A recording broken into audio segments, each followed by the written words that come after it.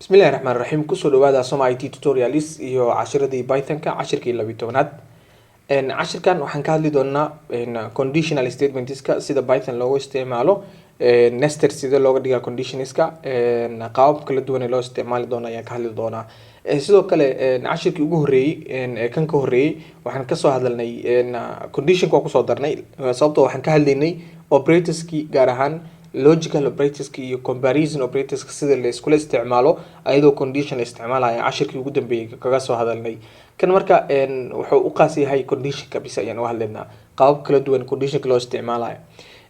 dabcan condition ka C programming iyo C++ hada aragtay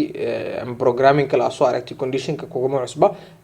qod walba ayaa leh conditionska waana waxyaabaha udub dhaxaadka u ah marka programming la sameynayo so marka isbarbardhig la sameynayo inta badan iyo waxyaabahan oo kale la sameynayo greater than less than iyo waxyaabahaas aad arkaysid inta badan waxaa la isticmaalaa condition ayaa la isticmaalaa laakiin waxa ugu caansan if statement iyo loop oo kale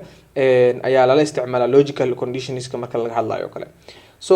if statement anaga hadda ka hadlayna marka if statement-ga waxaa la isticmaalaa keyword-ka if ayaa la isticmaalaa marka la rabo tusaale ahaan haddaan dhahno kale a waxay la mid tahay 3 b na waxay la mid tahay 20 markaan rabno inaan jeegarino haddii b ay ka weyn tahay a oo micnaheedu uu yahay 20 waxay ka weyn tahay 3 waa true so maxaa daawaceynaa print b is greater than a ayaan daawaceynaa oo tusaale ahaan oo kale haddii aan dhahno haddaan inteeda ku tusiyo inta hadaan dhaho tusaale ahaan oo kale x waxay la mid tahay 5 haddaan dhaho y-na waxay la mid tahay 10 condition aan jeegareynayna oo dhahno if haddii y ay ka weyn tahay greater than isticmaalaysaa x haddii y ay ka weyn tahay kabacdi maxaa isticmaalaysaa colon ayaa isticmaalaysaa indentationka waxyaabaha lagu sameeyay Python-ka nidaamka programming kale C programming hadda soo aragtay ama C++ waxaa isticmaalaysaa blocks curly braces waxyaabahaas isticmaalaysay laakiin Python waxaa isticmaalaysaa colon ayaa isticmaalaysaa sida loopka conditionska functionska classeska waxyaabahaas oo dhan waxaa la isticmaalaa colon kabacdina indentation ayaa la sameeyaa software-ka hadda isticmaalayna anaga asaga indentation noo sameynayo it means space ayaa kasoo sekanaysaa leenka conditionka ku isticmaalaysay saasa marka indentation u sameynaysaa so wax walba inta ku qoran oo leenkan ku qornaan doono waxa ay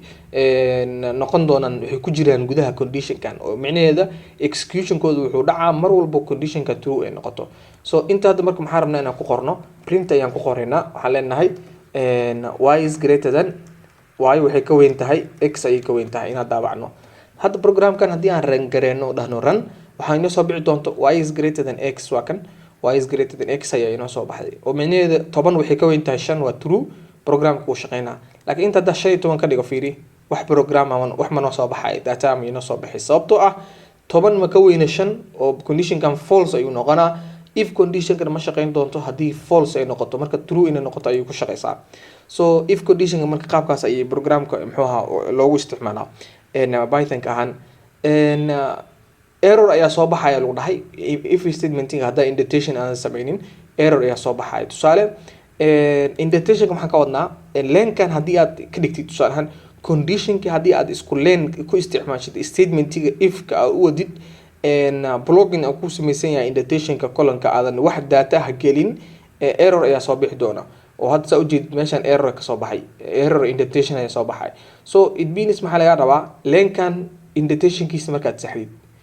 leen kale haddaa rabtid sameyso markaas tusaale ahaan oo kale hadda haddaan dhahno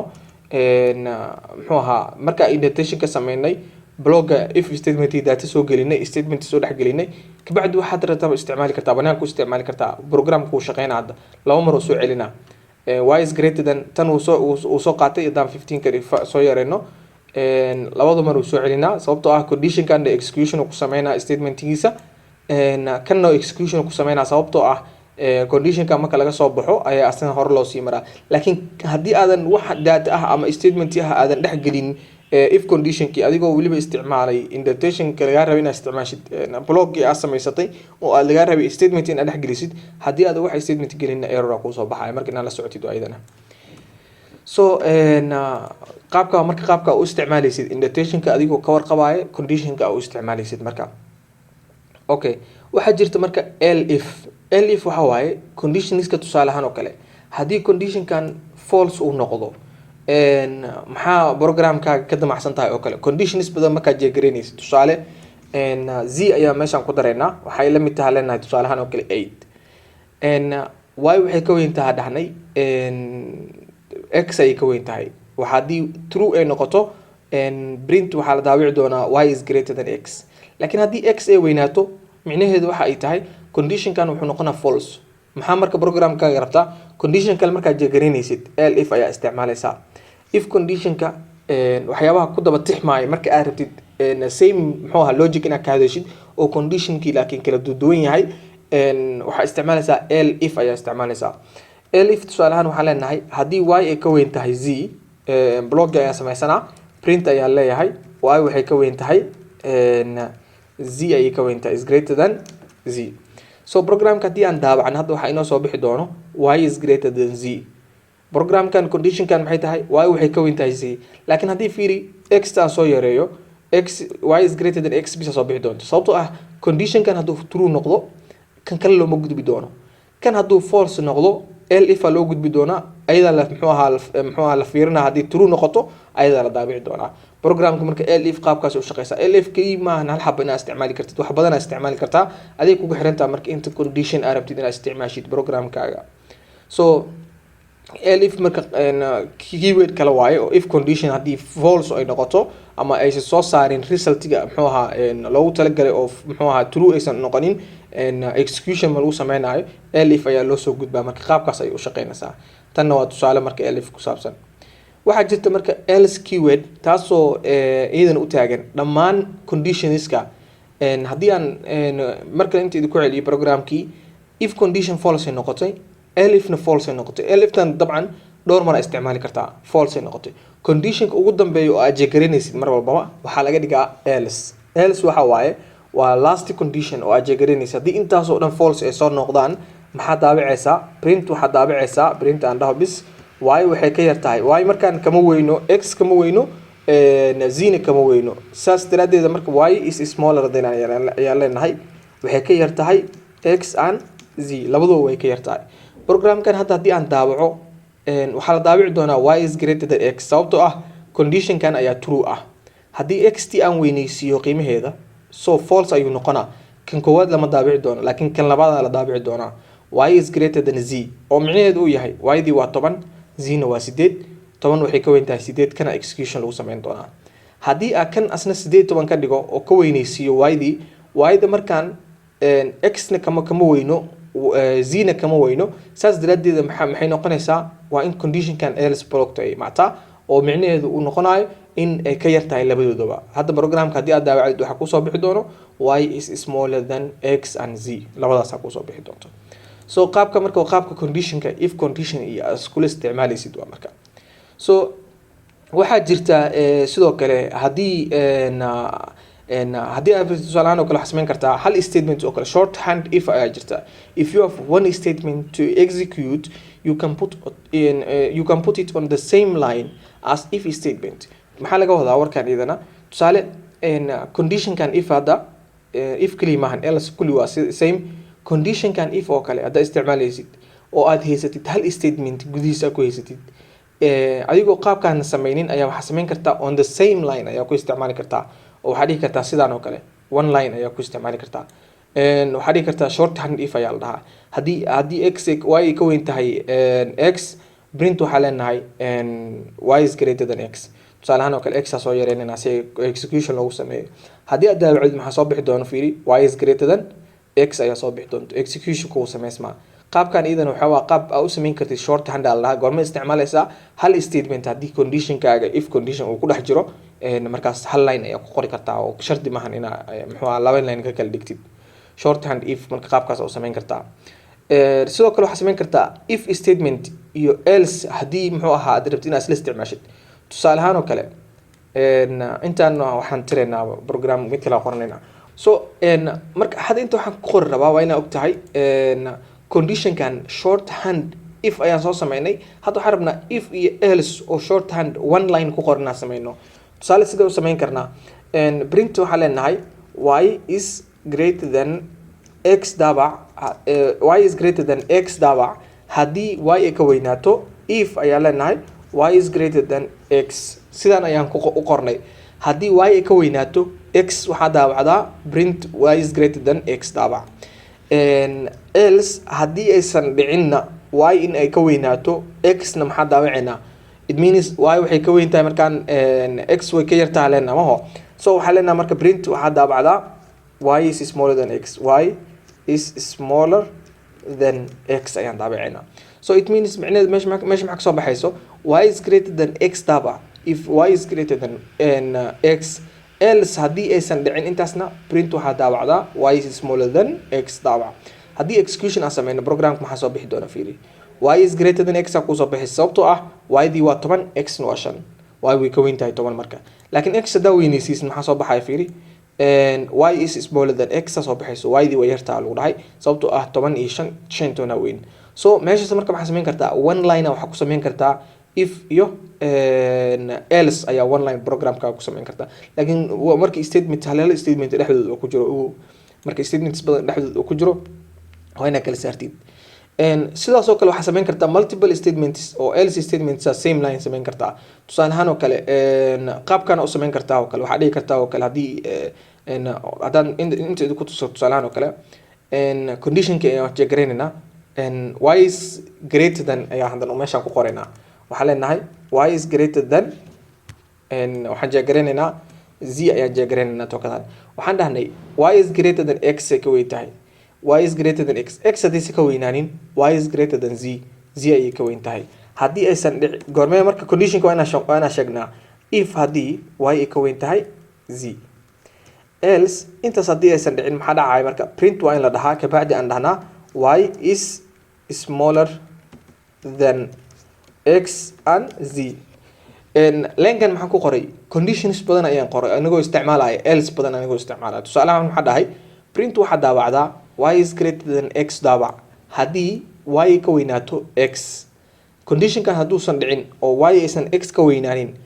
else condition ayaa la imaanaa. wuxuu leeyahay waxaa daabacdaa marka y is greater than z haddii y ay z ka weyn tahay, oo z-dan haddii y ay ka weynaatana y is greater than z la daabici doona. else haddii aysan dhicin iyadana y waxay ka yar tahay x iyo z labadaba way ka yar tahay. hadda marka y-da x iyo z labadaba way ka yar tahay. haddii aan programka fiirino marka hore x haddaan yareyno programka execution aan ku sameyno y is greater than x, conditionkan hore ayaa satisfaction programka uu ka dhacay oo ku qadhacay kaasaa marka programka uu qaatay sababtoo ah x way ka yar tahay y-dii, so y is greater than x, saas daraadeeda programka y is greater than x u daabacay. haddii x-tii aan weyneyno z-na aan yareyno tusaale ahaan programka aan aragno y is greater than z ayaa soo baxaysa, kan ayuu programka daabaca sababtoo ah y-dii way ka weyn tahay z. haddii z-da aa weyneysid programka lastiga ayuu daabaca, wuxuu leeyahay y is smaller than x iyo z labadaba way ka yar tahay labadoodaba. haddii programka aa fiirino y is smaller than x and z. so one line ayaa intaas conditions ku sameynay. qaabkaas inta badan waxaa la sameeyaa marka statement halaal statement uu ku dhex jiro kulligood hadda saa ujeedid print statement ku dhex jira mid walbaba halaal statement markuu ku dhex jira qaabkaas sameyn kartaa. marka qaabkaas idin waxay ka saacidaysaa inaad conditionkii one line ku qoratid programkaaga. kan marka waa kan qaabkii koowaad aan uga hadlaynay oo muxuu ahaan ku tusinaynay conditionska qaabka sameeynayna. sidoo kale marka waxaa jirta shorthand marka laga soo tago conditionska waxaa isticmaali kartaa nested condition isticmaali kartaa oo if statement markii la dhex geliyo if statement kale ayaa waxaa la dhahaa nested if statement saa isticmaali kartaa. idan python uu ku aqbalaa programming kale la mid yahay maadooyinka programmingada dhan. tusaale else sidaan waxaan dhex gelinaynaa ifkan intaa marka waxaan ka dhigaynaa if, haddana else sidaana waxaan siinaynaa bloggan waxaan ka siinaynaa if, tanna waxaan saxaynaa indentationka. kan fiiri programkan hadda nested if sidaan ku sameynay wuxuu jeegaraynaa marka koowaad waa in kan true uu noqdaa oo y-da ay ka weynaataa x waa inay ka weynaataa y, sababtoo ah haddii false uu noqdo conditionskan in wax programka execution ma sameyn doono. so y waa inay ka weynaataa x haddii aad rabtid marka conditionka inuu soo galo. so y-dii waxaan ka weynaysiinay x, x-tii aan yareynay y is greater than x u daabaca kabacdi conditionkan ayuu usoo gudbaa. wuxuu fiirinaa y ma ka weyn tahay z, yes y z way ka weyn tahay haddii programka meeshaan uu noqdo 8 z-da ay yaraato kan ayuu daabici doonaa. l sidaana waxaa leh lenkan ayaa leh la soco iftan ayaa leh tan ma lahan. so y is smaller than meesha aan dhihi jirno marka x hadda waxaa leenahay z ayay ka yar tahay sababtoo ah xz waa dhigi kartaa labadaba condition kan else waxay qusaysaa qaybtan ay qusaysaa. So haddii kan aad daabacdid programka waxaa kusoo bixi doona fiiri y is greater than x soo bixi doonto marka koowaad oo condition kan inta ayuu soo galay. haddana wuxuu daabacay y is greater than z oo ah iftan dhexdeeda waxaa ku dhex jirta condition wuxuu jeegareynaa haddii y ay ka weyn tahay z 8 waxaa ka weyn 10 saas daraadeed condition kan u daabacay. laakiin haddii z da weynaysid ka waran maxaa dhici doono kan ayuu daabici doonaa oo ah y is smaller than z. mar walbana wuxuu daabici doonaa y is greater than x. qaabkan iyadan maxay u taagan tahay waa qaabka marka iyadana nested conditions nested if aad sameynaysid oo if else aad isdhex gelinaysid programka oo nested aad uga dhigaysid waa mar walbana waxaad la socotaa indentationka waa ilaalinaa indentationkan muxuu ahaa marka colonka isticmaalnay printidan ugu horeysa waxay ka bilaabanaysaa blogga oo iftan conditionka ka bilaabanaysaa wax walbo marka muxuu ahaa iftan dhexdeeda ku jira leenkaas ayay noqon doonaan. if kale ayaan dhex isticmaalnay haddana indentation kala sameynay statementiga marka mid walba statement aad sameynaysid colonkaas markaad sameysid space ayaa kasoo sikanaysaa leenka colonkaas uu ka bilaabanay. so kana space ayaan kasoo sikanay sidoo kale colon marka isticmaashid idana space aan kasoo sikanay mar walba colonka aad isticmaashid indentationka waa ku qasbantahay inaad sameysid programka. so qaabka marka waa qaabka u isticmaalaynay nested if conditionka oo idana aad sameyn kartid if else aad dhex gelin kartid. so programkan mar rab inaan dheereey marka videoga waxaan uga hadlaynay conditionska sida loogu sameeyo nested sida qaabab kala duwan shorthand loogu isticmaalo sida conditionska loo isticmaalo. cashirka xiga marka waxaan kusoo qaadanaynaa loopka python sida loogu isticmaalaa kan meesha ayaan ku sameynaa marka billahi tawfiiq.